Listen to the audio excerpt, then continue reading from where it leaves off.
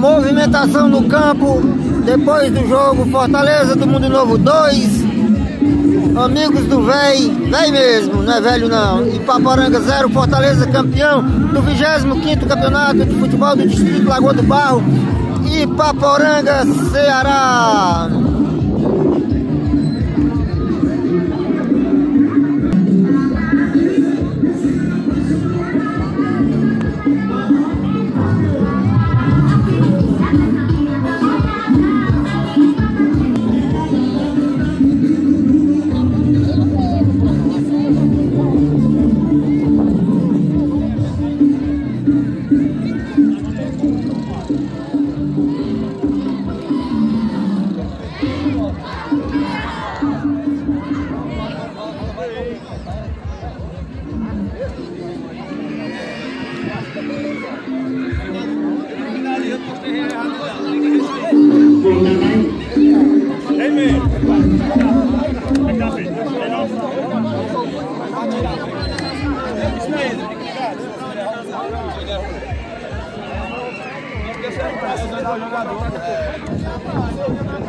É a movimentação no campo depois do jogo.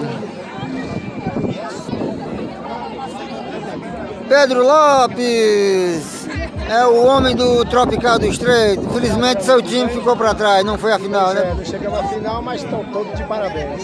Valeu, Pedro. Tropical participou da competição. O campeonato de futebol desse ano da Lagoa do Barro terminou, mas não desanimem os desportistas daqui da região, porque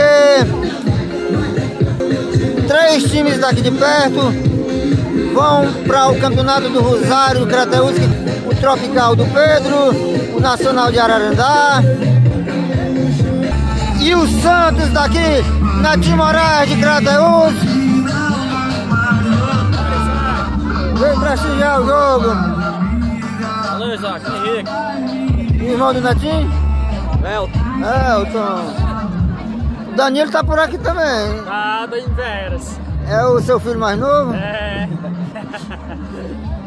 Danilo trabalha com o Netinho no mundo dos sonhos, comércio de Crateús.